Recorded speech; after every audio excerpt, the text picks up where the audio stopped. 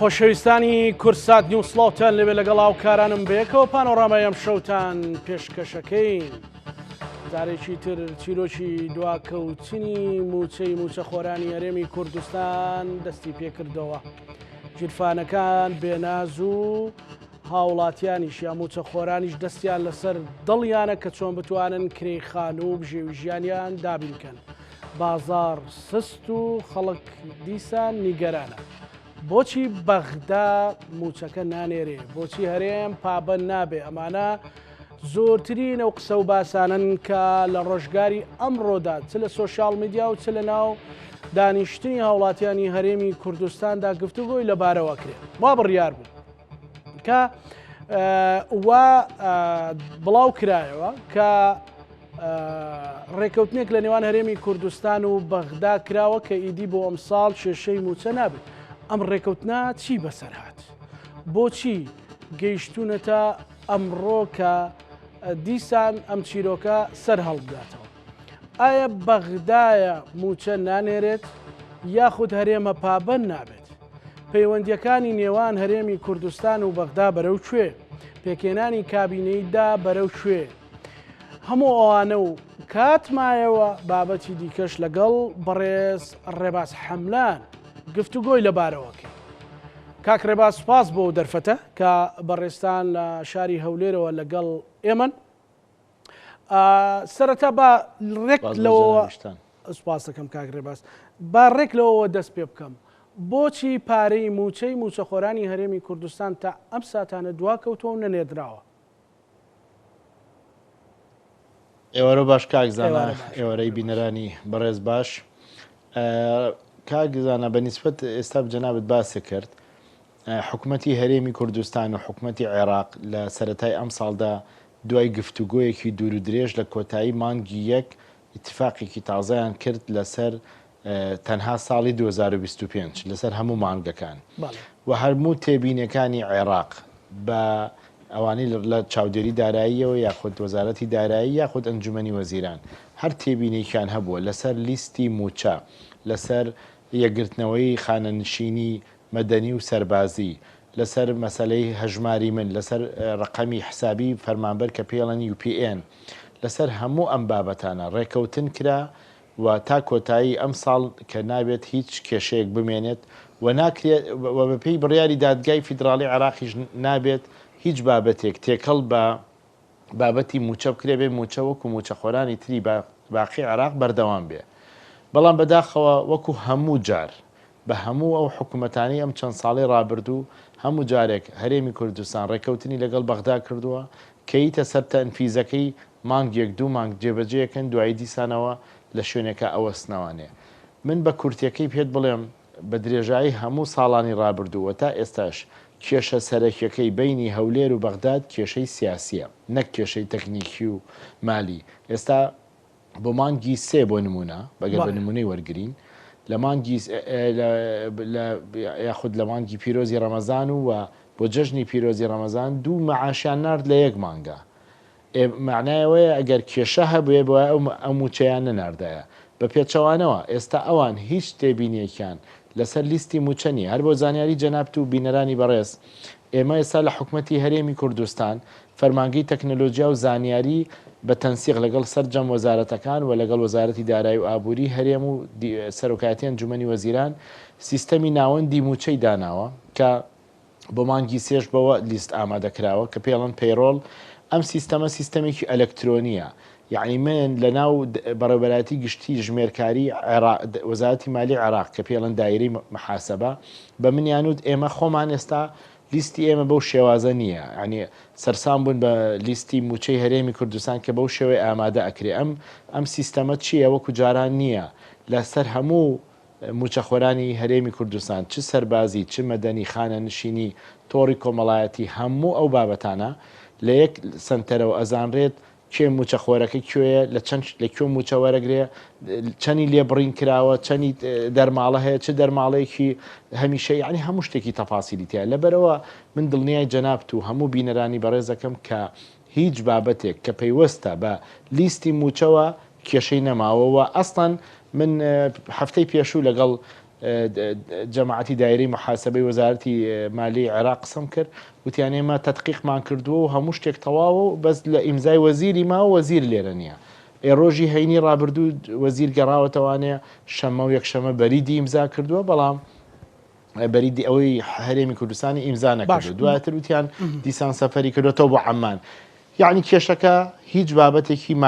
مالی نییە. جەنابەت شتێکەوت لە پێشەوە هەرێمی ئیلتیزامی نەکردو هەرێمی ئەو ئیلتیزامی ئەو قسەی ئەکرێ کاک ڕێباز با بە دەقیقی و پرسیارە بکەم عەفوم کەی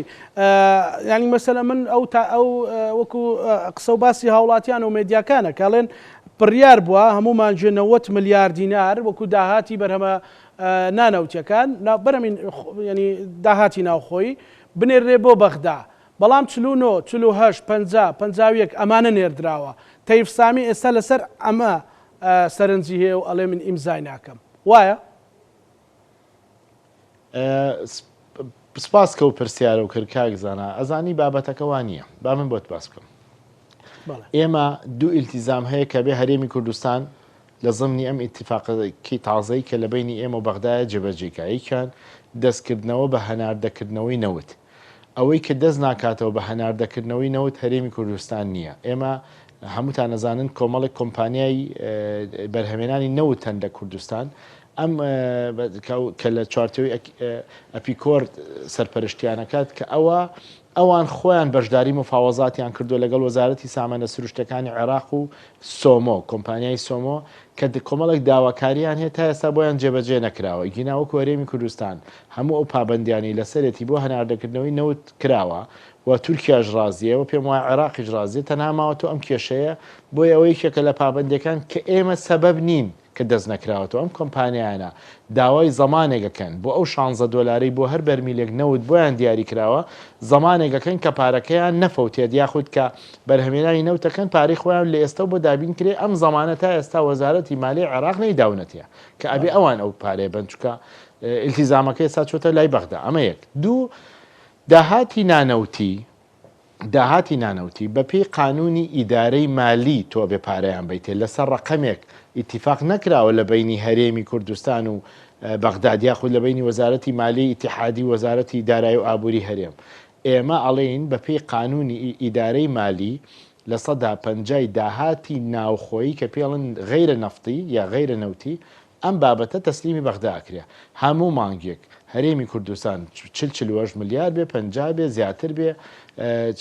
مانکەی 83 ملیاری نردۆ مانکەی 72 ملیاری نردۆ مانکەی 94 ملیاری نردووە مانکەی نزیک بۆ تۆ لە 100 ملیار بە پێی میزان مراجعە ئەمە تەحدید دەکرێت نەک بە پێی ئەوەی لەسەر ڕقەمێک ڕێکەوت بێتین ئەمە هەڵەیە بەڵێ ئێمە ڕێکەوتنەکە بە پێی میزان مراجعەش خراوەتە بەردەمی وەزارەتی مالی عێراق. هەرێم کاک ڕێباس ئەو خاڵە گرنگە بۆ بینەکانم ئەگەر ڕوخسەت بەڵێ بەڵام مەبەستم ئەوەشم بۆ خاڵە زۆر گرنگە دەم کاک ڕێباز بەڵام ئەوشم بۆ تێکەڵکەی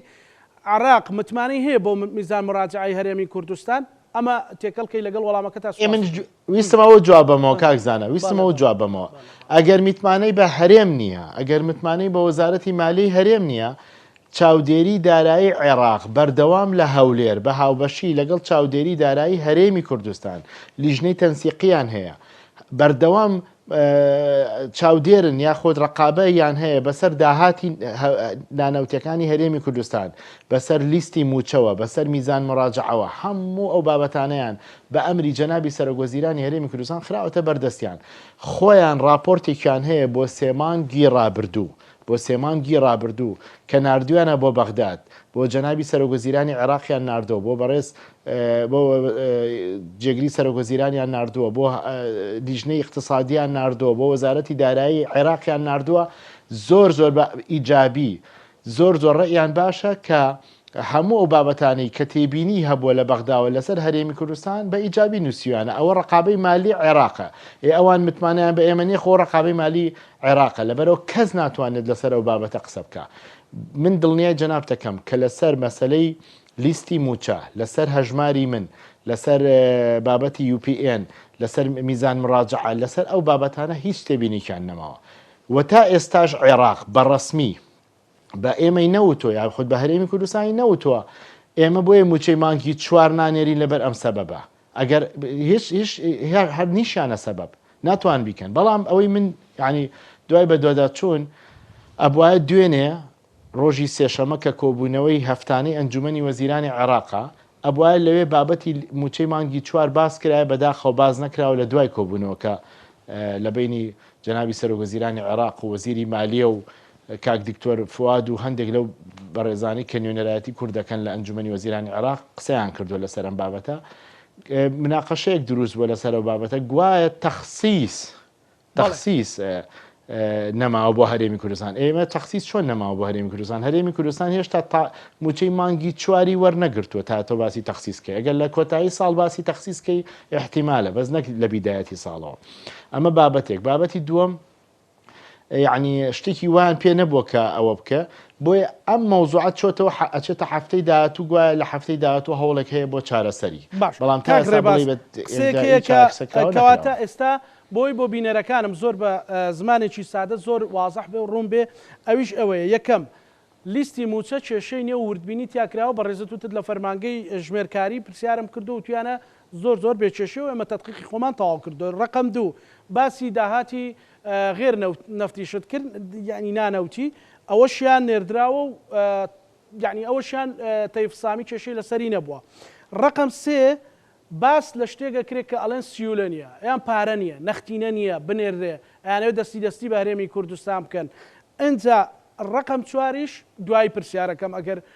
جوابی ڕقم سێم دەیتەوە کە بەڕێزت پێشتر بیکاری وەزیری دارایی عێراق بوویت پێت وایە عێراق بای ئەوە ملیار تریلیۆنێکی نەبێ مەسەلەن بینێرێ بۆ هەرێمی کوردستان زۆر سپاس بۆ ئەو پرسیارانە جارێ بۆ وەڵامی پرسیاری یەکەمە کە باسی ئەوە کرد لیستی موچە من کە ئەڵێم ژمێرکاری بەغداد یعنی دایرەی محاسبەی بەغداد بە ئاعترافی خۆیان ئەڵێن هیچ کێشەمان نییە لەسەری و ئێمە تەدقیقمان کردو نردومانە بۆ وەزیر چاوەڕین وەزیر بەس ئەوەی عازێکمان باتێ ئەوە یەک ئەوەیە بن کە ئاڵم شتەکانە پێڵم لە زمانی ئەوانەوە نەک لە زمانی ئێمەوە دوو لەسەر داهاتی نانەوتی ئەگەر تەیف سامی بێ قسەی لەسەرکە بێ قسەی لەسەرکە ئەوە عوزرێکەی دۆزێتەوە بۆی مشکلە دروستکە چونکە هەمان ئەو داهاتی ناوخۆیی کە ئێستا نێردراوە هەی مانگی یەک و دوو سێش هەر ئەوە نێردراوە ئەی بۆ ئەو کاتە پارەشیان نردۆ هیچ تێبینیان نەبوو بۆ ئێستا بیانێ مشکلی دروستکەن ئەوە دوو عنی ئەوە شتەکان هەمووی وازەحە خاڵی سێم جەنابەت باسی سیولەو کرد ئەمە زۆر گرنگە یەکەم ئەگەر نرخی نەوت دابەزین بەخۆی ببینێ بە تەکید ئابووری عێراق تووشی کێشە ئەبێ و بە تەکید چونکە داهاتی لە سەدا 95 عێراق اعتیمادی لەسەر نەوتە فرۆشتنی نەوتە بۆ ئەگەر سیعلی نەوت زۆرتر لە مەش دابەزێ بە تەکید ئابووری عێراق تووشی زەرێکی گەورە بێ و بودجە عجزێکی گەورەی تووشە بێ بەڵام بە نسبەت سیولەوە عێراق مانگانە پێویستی بە 8 تریلیۆن دینارە بۆ دابشکردنی موچەی خۆی بەبێ هەرێمی کوردستان ئەوەی هەرێمە کاتە 958 ملیار یعنی معقولە 8 تریلیۆنی خۆی 8 تریلیۆن دیناری سرف کردو بۆ موچەکانی خۆی نەتوانێت 953 ملیار بۆ هەرێم سرفکە باشە ئەمە یەک دوو بابێن بە نوعی کە جوابی پرسیارەکەی جەنابەمەوە لە بەغداد چۆن موچە ئەیرێ بە هەرێمی کوردستان لە بەغداد لە وەزارەتی مالیە دوای ئەوەی بەم پرۆسەی تەدقیق و ئەم بابەتانە تێپەڕێ لە دایرەی موازنە و دایرەی محاسبە ئەمە ئەخەنە بەردەست وەزیری مالیە تەیف سامی کە تەیف سامی ئەبینێت ئەوە هەموو تەدقیق کراوە هیچ کێشەی نییە ئیعازێکی جەنابی سەرۆکوەزیرانی عێراق محەممەد شیع سوودانی وەرەگرێ کە وەری گرت و ئۆکەی یا تەیف سامی ئیعازێگەیاتەوە بە دایرەی محاسبە پیانەڵێ کە تەواو موچەکەیان بۆ بنێرن ئەزانی چۆنە نێرێ دایرەی محاسبەی مالیە بڵم دایری محاسبەی ئەوە عێراق ئیعازەیەتە بانقی مرکزی لە بەغا بانقی مرکزیش بە سیوفتێک هەل لە ڕێتە بەسەلیکە دیجیتاڵیە هیچ نە ئەوراقی و نە هیچ هەر بە ئیمەیلێک بە بانقی مرکزی هەولێر ئەڵێ فەرعی هەولێر ئەڵێ ئەمەندە پارە بۆ ڕقەمی وەزارەتی دارایی هەرێمی کوردستان سەرفکەن بابێنە سەر بانقی مرکزی لە هەولێر فەرعەکەیان من قسەم لەگەڵ کردو نەک موچەی مانگی چوارە توانن موچەی دوو مانگ بەیەکەوە بن ئەوەندەیان سیولە لایە و زۆر جارەڵێن سیارەی زرێپۆش لە بەغداوەیەت بۆ هەرێمی کوردستان واتە بۆ هەولێر پارەی هێناوە قەت ئەوە ڕاز نییە دایمە و سیارانە بە بەتاڵیەنە هەولێر لە بانقی مرکزی عێراقی فەرعی هەولێر پارە زیاترە بنەوانێت چونکە حەسینەکەیان بچووکە بەشێوەنی ئەو هەموو پارێک گل بنەوە بۆ سیولەش هەیە بابەتەکە بابەتەکە ئەگەر سیاسی نەبێ هیچ مبەڕیرێکیان نییە موچەکە ئەوەی ئێستا بە دوواداچوونت کرد بێ بەڕێز کاک ڕێباز تەیف سامی قسەیەکی کردووە کەوتویەتی هەندێک کێشە هەیە لە خولەکەکانی پێشوا باست کرد وتوێتی من ناس بەژێر بەرپرسیارەتیەوە لە بەرەوەی مننا فراکسیۆنم هەیە و نە پشتی سیاسیم هەیە ڕۆژێک بێ محکەمە دەرگام لێ بگرێم خەنە سزنەوە بۆیە هەموو جارێ ئەبێ ئەو واژوە ئەوی عازی کە جەنابەت باسەکەی بەڕێز محەممەد شیع سوودانی بیدا ئێستا بەڕێز سوودانی ئەوی عازەی داوە ئەو ینی چۆن پێڵێ ڕەزامەندی داوە ئەوە کاتی خۆی پێشێ جوابی پرسیارەکە بمەوە ئەو کات ئەو چەند مانگەی من لە بەغدا بووم چەند جار مناقەشەم لەگەڵ ئەویش و جارێکیش لەگەڵ جەنابی سەرۆگۆزیران کرد وتم ئەگەر بەرپرسیارەتەکەی نایاسایی یەکەم موچە بنێرن بۆ هەرێمی کوردستان ئەو مەلەفە تەنیشت تەسلیمی من کەن وەکو وەکیل وەزیری دارایی عێراق وەکو کوردێک تەسلیمی منی کەن من ئەو مەسئولیەتە هەڵەگرم ئەوان ئەوتیان نەخێرە و بابەتە هێڵی سوورە داوای هەرشتێکمان لەکەی بیکە بەس داوای ئەو مەلەفە مەکە ئەیکە تۆ نێڵن کوردێک مەسئولیەتەکە هەڵگرێ ئەیکە خۆیان بابەتەکە هێڵی سوورەوەندە لێترسن بۆ خۆیان ئێستا ئەوە ناکەن ئەو بابەتە جێبەجێ ناکەن نەخێر هیچ بەرپرسیاری هیچ شتێکی ناقانونیمان داوا نەکردووە کاکزانە ئێمە بەپێی دەستور هەرێمێکین سەر بە عێراقین ئەوەی کە ئێمە ڕەبتەکات بە وەزارەتی مالی عێراق و موازنەیە موازنە هی ساڵی 2023 و 24 و 25 بە یەکەوە ئیقراری پێکراوە لە پەرلەمانی عێراق هی 2023 تەواو بوو 24 جارێکە تعدیلی تیاکرایە و برایە و پەرلەمانی عێراق و دەنگیێنا بەداخەوەی 25یان نەبرد ئەوە بیان بردایە لەبەری جەدوەلەکانیان حازر نەکرد و نیان کرد بۆیە نیان بردەوە ئیگنا وایە ببردایەوە بەداخەوە بۆیە پەرلەمانتارانی کورد ئەم بابەتیان گەورە کردایە نزیکە بینەوە لە ناوەڕاستی مانگی 5 هێشتا میزانی ساڵی 2025 جارێکە نەبردێتەوە بە پەرلەمان تعدیلێکی تیا بکەن و اینجا بێنەوە بۆیە تەصدیقیکەنەوە بۆیە هەر بە کۆنەکە ئاڕۆن ئەم بابەتە ئێمە بە موازنە کە دەرچووە لە پەرلەمانی عێراق بەو بابەتە حیسەی هەرێمی کوردستان کە 12.67 دانراوە مەسلەی موچە مەسلەی تەشغیلی و بودجەی ئیستیسماری هەمووی تیا جێکراوەتەوانێ هەمووی تعلیماتی پێدەرچووە ئێمە لەو چوارچێوەیە داوای مافەکانی خۆمانەکەین لەوە زیاترمان داوا نەکردووە خاڵێکی کە لە بەدەر لەم دوو بابەتە بەدەر لە دەستور و موازنە پەرلەمانی ئەوە دادگای فیدراڵی عێراق لەسەر هەژماری من بڕیاری خۆیاوە لەسەر لیستی موچەی ئێمە بڕیاری خۆی داوە کە نابێت تێکەڵ بە ئینفاقی فعلی بکرێ و نابێت بابەتی موچەخۆرانی هەرێمی کوردستان تێکەڵ بە هیچ بابەتێکی تر و بابەتی مەلەفی نەوتیش بکرێ کەواتە سێ پشتیوانی قانونی و شەرعی بۆ تەیف سامی و بە بەڕێز محەممەد شیع سوودانی هەیە کەس ناتوانێت کێشیان بۆ دروستکە لەسەر موچە هەرێمی کوردستان چ بە دەستور چ بە موازنە چ بە بڕیارەکانی دادگای فیدراڵی ئیتر چ ناقانونێک هەیە تا ئەوانە لی بترسن بەعکسەوە بابەتەکە سیاسیە نەک قانونی. ئێستا ئەوە دێمە سەری کاک ڕێباز بەڵام ئێستا محەممەد شیع سوودانی ڕەزامەندی دەربڕیوە لەسەر ئەو پارێ و بەس تەیف سامی ماوە نەخێرەگەر دەڕی ببڕایە بە تاکی دەسا موچەکە زۆر باشە لە ماوەی چەند ڕۆژی ڕابردوو ئەمانجە ڕابردوو بوو محەممەد شیع سوودانی هاتە هەولێر ئێمە وا وێناکرا کە ئەوان کوتلەیەک ئێمە لە مانجی نۆڤێمبەرەوە چینە ناو هەڵبژاردننی پەرلەمانی عێراقەوە و جارێککە و لە سلێمانیش محەممەد شیع سوودانی باسی لەوە کرد کە وتی من ئەمەوێ خۆم کاندید کەم و معلومە کە لەگەڵ مەجموعەیە کوتلەی دیکە هاوپەیمانێتیشیان هەیە ئەگەر دەستی سیاسی خۆی ئیشی بارێمی کوردستانە بێتەوە لانی کەمیشی بەیەکێتی و پارتی ئەبێتەوە ئەم دەست بادانە لە چ نقطەیەکە ئەوێت چی بەدەست بێنێ زەمانەت یەکێتی و پارتی بەدەست نێناوە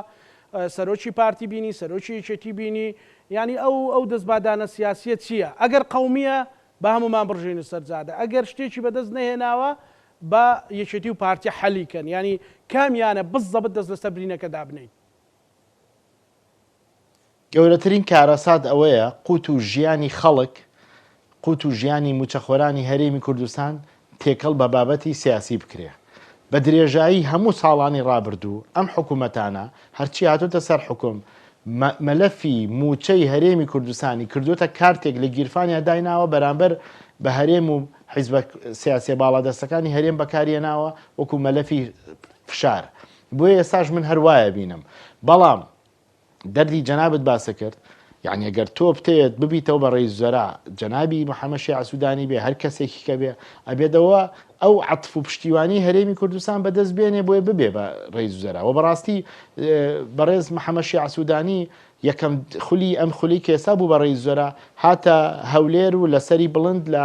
کوێ حزوری جەنابی سەرۆک مەسعود بەرزانی پشتیوانی ئەی جەنابی سەرۆک بەرزانی بەدەستێنا اینجا بوو بە ڕێز زەرا بۆیە بە تەکید ئەم جارش پێویستی بە دەعمی پارتی دیموکراتی کوردستان و یەکێتی نیشتیمانی کوردستان هەیە بۆیە ببێتەوە بە ڕێز زەرا چکە یەکێتی نیشتیمانی و پارتی دیموکراتی کوردستان بە تەکید لە ئینتیخاباتی داهاتوو کورسی بەدەستێنن بۆ پەرلەمانی عێراق و قەراری یەکلاکەرەوەیان لابێ بەڵام ئەمەی ئێستا پێم وایە فشارێکی سیاسیە کە بۆ زەمانکردنی ئەو بابەتانەی کە خۆیان مەبەستیانە لە ڕووی سیاسیەوە باش کەواتە هەوڵ چییە کە ئەو فشارە سیاسیە لا ببرێ لەلایەن یەکێتی و پارتیەوە کە پێکەنەری حکوومەت و خەڵکیش چاوی لەوەیە کە یەکێتی و پارتی ئەمەیان بۆ حەلکە هەوڵەکان چیەوەی جەنابەت ئاگاداربی مەسەلەن ئەوە سبەینێ پێنجشەمەیە و هیچ خەبەری خۆشمان پێ نییە ئەوە جومعە و شەمەشی بەسەرادێ خۆ یەک شەمەش ڕێک قەرار نادرێ ئەکی دەکەوێتەوە ناوەڕاستی هەفتەی داهاتوو ئەچینە تقریبان 15 مانگ وەختە خەڵەکە بێت چاوەڕێ موچەی مانجی 5 بکە لەولاوە 4 نەهاتووە هەوڵ هەیە کاک ڕێباس یەکەم بۆ ئەم بابەتەم زۆر بەلاوە گرنگ بوو باسە کرد یەکەم جەنابی سەرۆک وەزیرانی هەرێمی کوردستان لە ماوەی چەند ڕۆژی ڕابردۆ زۆر بە زەختێکی گەورە لەگەڵ وەزیرە بەڕێزەکانی کورد لە بەغداد و بە تایبەتیش کاک دیکتۆر فواد حسێن لەسەر خەتە و هەروە لەگەڵ جەماعەتی برادرانی ئەنجومەنی نوێنەران و لە ڕووی سیاسیشەوە لە ڕووی حیزبیەوە لە هەموو ڕوویەکەوە لەسەر خەتە و زەختێکی گەورەی کردووە کە ئەم بابەتە بێت چارەسەر کرێ ئەوانیش داوایان لێ کردو مۆڵەتی بدەنێت تا هەفتەی داهاتوو کە ئەم بابەتە حەل کرێت ئەمە هەوڵی جەنابی سەرۆک وەزیرانی هەرێمی کوردستان بەڵام جەنابەت بابەتێکی زۆر گرنگە وروژان کورد هەچ کێشەیەکی خۆی هەبێت بە تایبەتی یەکێتی و پارتی و لایەنە سیاسەکانی تریشکە لە هەرێمی کوردستان هەر کێشەیەک هەبێت لە ناو هەرێمی کوردستان زۆر گرنگە لێرە باسکرێ لێرە لە بینی خۆیان چی ئەڵەن بیڵن بەڵام لە بەغدا هەتا کورد یەک نەبێ ئێمە تووشی ئەم قەیرانە نابین بابەتی پارێزگای بە پارێزگارکردنی هەڵەبجە باشترین نمونەیە کە هەموو دقەیەک کورد بێنێتەوە بیری خۆی لایەنە سیاسەکان بێننەوە بیری خۆیان کوت لە کوردەکانی پەرلەمانی عێراق بێننەوە بیری خۆیان کە ویسمان هەڵەبجە بکەین بە پارێزگا سەرۆکی پەرلەمانی عێراق کە سونیە قەعەکەی بەجێهێشت جێگری یەکەم کورد بوو کوردێکی فەیلیە بەداخەوە قەعەکەی بەجێهێشت مایەوە جێگری دووەم کە کاک شاخەوان عەبدوڵڵا بوو لەگەڵ تەواوی کوت لە کوردەکانی پەرلەمانی عێراق کە پێکەومانەوە بە قووەتی هەمیان ئەو یاسایان تێپەڕان و هەڵەبجە بوو بە پارێزگا ئەمە باشترین نمونەیە جوانترین نمونەیە کە کورد لە بەغدا ئەبێ یەک بێ لەسەر مافەکانی خەڵکی کوردستان تەنها موچە نییە مەسلەی ناوچە جێناکۆکانە مەسلەی دەستورە مەسلەی پێشمەرگەیە مەسلەی جوتیارانە گەنمی جوتیارانە زۆر بابەتی کە مەسلەی کەرکووکە مەسلەی شنگالە مەسلەی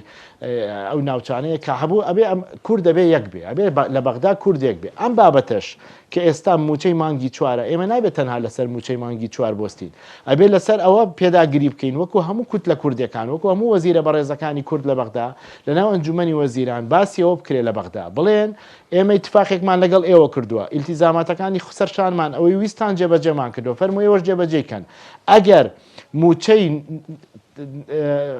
شارەکانی تری عێراق و پارێزگاکانی تری عێراقتان پێ نایرێ ئێمە ژۆک و هەرێم داوای ناکەین بەڵام تۆ موچەی ئەوان دابین کەیت و موچەی من دابین نەکەی ئەمە جێی قبولکردن نییە ئەمە خەرقکردنی مافی خەڵکی کوردستانە ناکرێت مەسەلەی قوت و موچەی خەڵک تێکەڵ بە ململانی سیاسی بکرێت کاکزانە بەڵێ باشە باسی نەوتت کردوتە دەگەر نرخینەوە دابەزێت عێراق تووشی کێشەی مادی ئەبێ باشە لەو حاڵەتی ئێستا ئێمە کێشەی نەوتیان نییە پارەیان هەیە وەک خۆت وتت کا لە بانقی لەقی ناوەندی بانقی ناوەندی هەولێر پارەی دوو موچە هەیە بەڵێ هەرێم پارەی دوو موچە هەیە ئەی ئەگەر ئەو وەختە بەغدا کێشەی بۆ دروست بوو پلانی بی هەرێمی کوردستان بۆ موچەی خەڵکی کوردستان چییە یعنی هیچ ڕوئیایەک هەیە هیچ دنیا بینیەکەیە لەسەر و بابەتە کاک ڕێباس کاکزانە تۆ کە باسی عێراقەکەی کە تووشی قەیران بێتە تەکی تەسیل لە ئێمەژەکە زۆر بە گەورەیش بۆ هەردوو لامان چکە هەرێمی کوردستان ئێستا داهاتی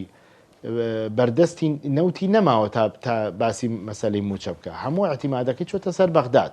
بەداخەوەوانەی کە شەو ڕۆژ پێداگریانە کرد لەوەی کە ئەبێت موچەی خەڵکی کوردستان بچێتە سەر بەغداد و هەموو مانگێک لە کاتی خۆی ئەدرێ و ژیان و قوتی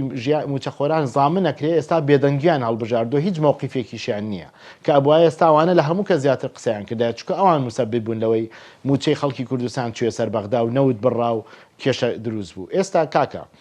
باشە ئەوە نەوتان بڕیوە ئێمە یەک دەرگامان هەیە بۆ دابینکردنی موچەی خەڵکی کوردستان مەسەلە بەغدادا بەڵام من گێمەوە سەر قسەکەی خۆم کاکزانە ئەگەر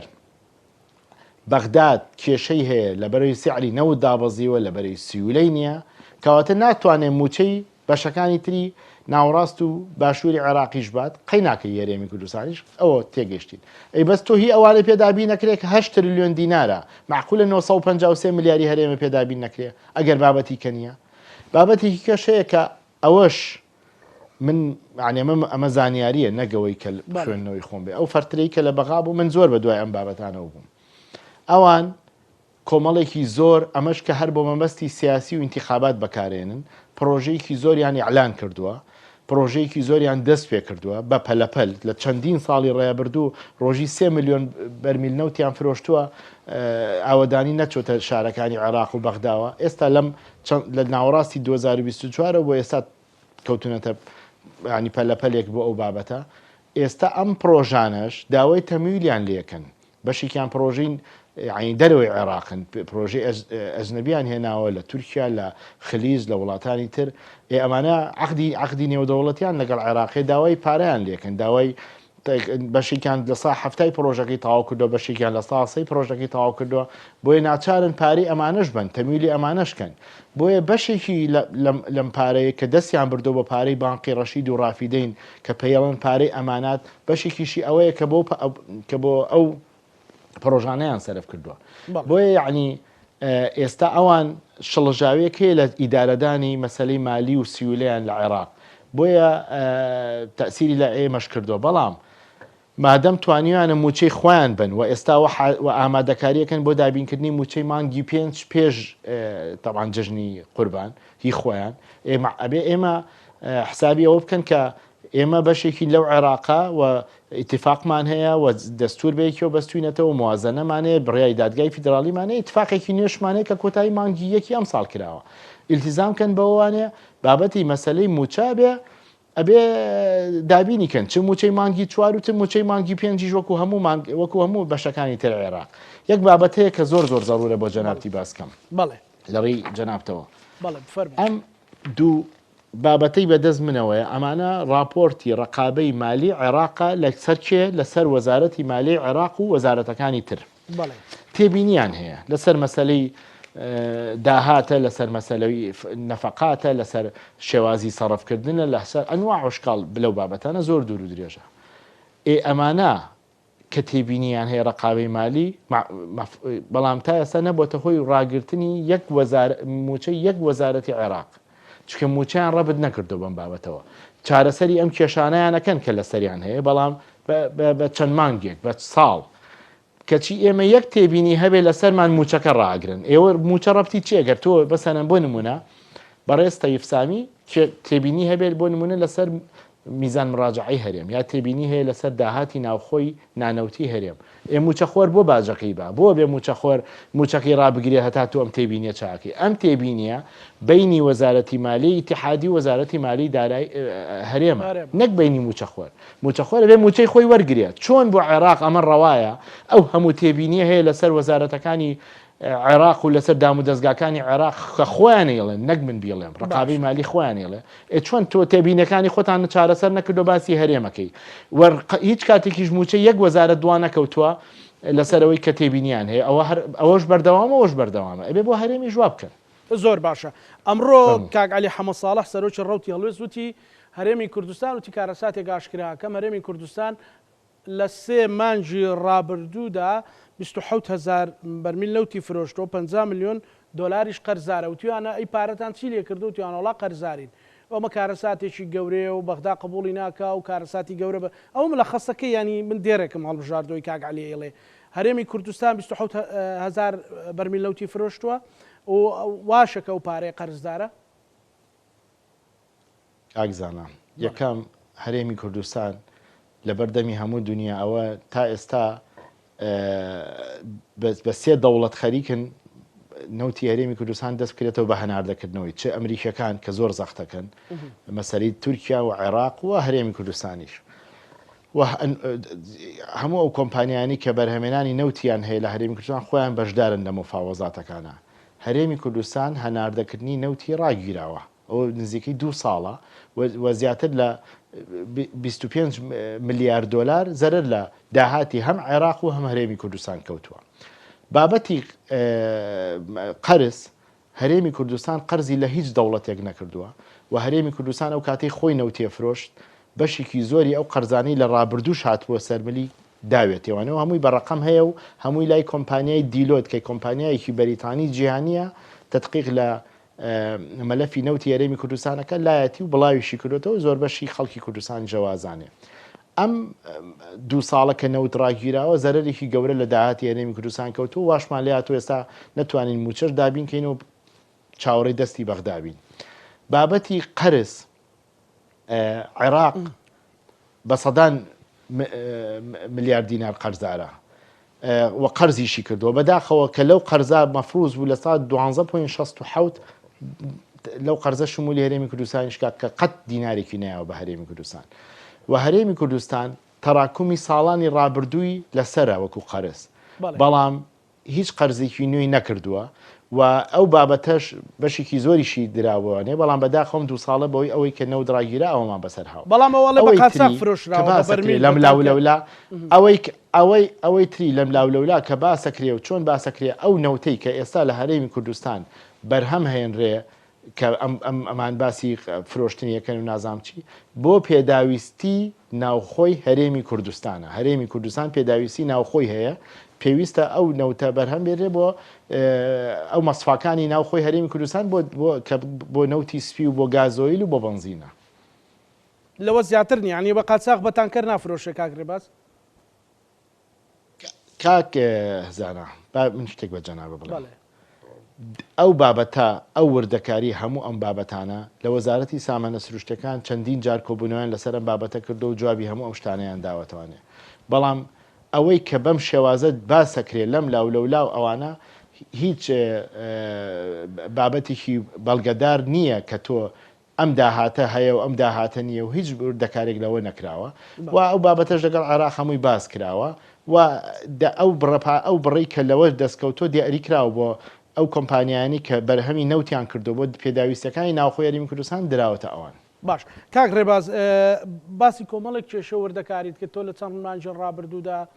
دەست لە کار کێشانەوە ڕاگەیان لە وەزارەتی دارایی عێراقی هۆکارەکەی هەر ئەوانە بوو کە ئەو کێشانە کە ئەوەندە ئاڵۆزن ینی نازانی ڕێک وەک مەتەڵی لێ هاتووە نازانی چۆن حەلە بێ بەڕاستی لەولاوە ئەڵەی داهاتە نێدراوە لیستە تەدقیق کراوە کێشەکە سیاسیە ئیشی بە هەرێمی کوردستانە نازانی ینی هۆکار چی بوو کاک ڕێباز ینی ڕەنگە ورترت لابێ یان تەفاسیلترت لابێ کە بۆچی مەسەلەن لەو شوێنە نەمایتەوە سپاس دەکەم بۆ پرسیارە کاکزانە من ئەو پۆستەی من هەم بۆ یەکێک لە پۆستە هەرە گرنگەکان لە عێراق چونکە بەڕاستی وەزارەتی دارایی عێراق وەزارەتێکی زۆر گرنگ و زۆر بەدەسەڵاتە و تەنها وەزارەتە لە دەوڵەتی عێراق کە تەنها یەک وەکیلی هەیە هەموو وەزارەتەکانی تر 3 بۆ 4 وەکیلیان هەیە و ئەو وەزارەتە تەنها یەک وەکیلی هەیە و وەکو ئیمتیازاتی شخصی وەکیل وەزیری دارایی عێراق زۆر زیاترە لەوەی کە خەڵک تەسەوڕیەکە بە هەموو نەوەیەک دەستیان بۆ ئەو وەکیل وەزیرە کراوەیە بۆ پێدانی دەسەڵاتیش ئامادە بوون هەموو دەسەڵاتێک بن بە من بەڵام داوای مەلەفی هەرێمی کوردستان نەکەم داوای مەسەلەی لیستی موچە و موچەخۆرانی هەرێمی کوردستان نەکەم منیش بە جەنابی سەرۆکوەزیرانی عێراقم وتم جەنابی سەرۆکوەزیران من کوردم و لەسەر حیسەی پارتی دیموکراتی کوردستان لە بەغدام ومن مافی خۆمە دیفاع لە مەلەفی کورد بکەم و مەلەفی هەرێمی کوردستان و موچەی موچەخۆرانی هەرێمی کوردستان وتیە بێ بە میهنی ئیشکەوتم میهنەی من ئەوەیە من 5 ساڵ وەزیر مالی هەرێمی کوردستان بووم وتم لەبەرەوە میهنەی من ئەوەیە یعنی لەوە زیاتر چی بکەم لەبەرەوە ئەو بابەتە تەنها خاڵە کەوای لە من کرد کە من لەبەروی ئەم مەلەفەیان نەدا بە من و نەیان هێشتا داخلی ئەو مەلەفە بکەم بە هیچ شێوەیەک و هەر کاتێک ئەچووم لەسەر ئەم بابەتە قسەم لەگەڵ وەزیری مالیە کرد تووشی دەمەدەمێ و کێشەی گەورە بووین تەنها لەسەر ئەو بابەتش لەسەر هەموو بابەتەکانی کە بۆ من دەرگایان کردەوە بۆ سەفەر بۆ ئیفات لە 42 لیژنەی باڵای عێراقا بووم کە مەسەلەن لیژنەی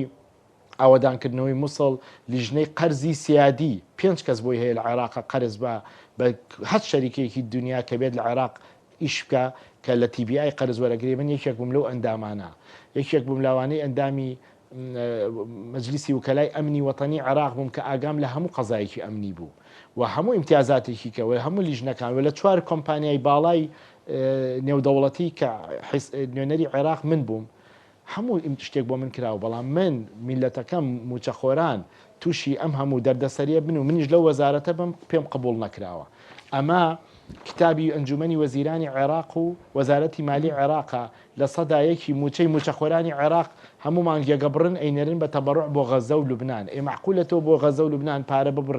بنێری بەڵام بۆ هەرێمی کوردستان نەینێری بۆ غەزە و لوبنانی بنێرە بەڵام خەڵکی وڵاتەکەی خۆشە لە پێشترە من لەسەر ئەو بابەتانە بۆیە دوایەوەی کە لەگەڵ جەنابی ڕئیسوزرای عێراق زۆر بە تەفسیل لەسەر و بابەتە قسەم کرد بەڵام دژایەتەکان لە وەزارەتی مالی عێراق بەردەوام بوو بەیاننامەم لەسەر دەرچوو لەلایەن وەزارەتی مالی عێراق و کە من داوای مافەکانی هەرێمەکەم و دابەزینە سەر خۆم و هەرێم منیش ئیستقالم تەقدیم کردووە بۆ جەنابی سەرۆکوەزیرانی عێراق و بۆ وەزیری مالیە و ئەوەش بەڵام وەزیری مالیە خۆتەزانی کاک ڕێباز بەڵام ئەوان وتی غیاباتی زۆر بووە وتی دەوامی ناکرد وەزیری مالیە واینەوە وەزیری مالیە وتی استقالەکەیمان قبول کرد لەبەرەوەی لە مانگی دوو دەوامی نەکردو منیش لە پەیجی ڕسمی خۆم و لە ئیستقالەکەم باسم کردووە کە من چیتر دەوام ناکەم و من ئیستقالەم ناردۆ بۆ عێراق طبعا ئەوان داوایان لێ من کردوتیان نەسی ئیستقالەکە و بگۆڕە لەبەرەوەی من باسی موچە و مافەکانی هەرێمی کوردستانم کرد ئەوانوتیان نەخێر بنووسە لەبەر ئەسبابی شخصی منیش وتم هیچ کەس ئەو ئیستقالەیە بە من ناگۆڕێ بۆیە ئەوان ناچن لە ئیستقالەکەی من ڕازی بن چکە خۆ دوایە ئیقرارەکەن کە من چی وتۆ بۆیە وتیان دەوامی نەکردەوە من بخۆم ئۆڕەدی بە هەموو دنیا وتووە لە یەکی دۆ دەوامم نەکردو چکە بەو وەزعە ڕازی نیم کە لە وەزارەتێک من دەوام کەم لە قیمەی دەسەڵاتی وەزارەتێکا بمەوە وەزارەتە بەردەوام سزای خەڵکی هەرێمی کوردستان بە ئێستا من حالێن لە بەغدا بوومایە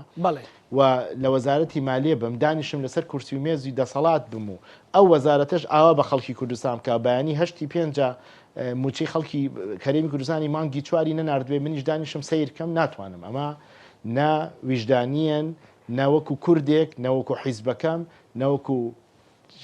ڕەوشتی عایلەی خۆم کە لە عایلەیەکی کورد پەروەردە بووم ناتوانم ئەوە قبول کەم من لە شوێنێکی دەسەڵاتی گەورا بم لە عێراق و لە یەشەوە ئیهانەی خەڵکی کوردستان و مافی خەڵکی کوردستان زەوت کرێ منیش دانیشم لەسەر کورسی مێز پێم قبول نەکرد باشە دادگای فدرالی باشە کاک ڕێباز دادگای فدرالی قەرارێکی هەیە ئێستا پەرلەمانتارێک کەسێک دەتوانێت بچێت داوایەک تۆمارکە بڵێ کاکەەوە 5 ئێستا موچەخۆرانی هەرێمی کوردستان نەدرا و دەستەکە سیاسیە مەسەلەن بۆی لانی کەم بۆ مانگەکانی تر دووبارە نەبێتەوە سبەی هەرێم وەرەقەیەکی پێ بێ بڵێ ئەوە بڕیاری دادگای فدرالی کاکزانە بڵێ ئەوان التیزام بە دادگاکەی خۆیان ناکەن یعنی تۆ ئێستا دەم داوایش قەیدکەی خۆ دادگا بڕیاری لێیاوە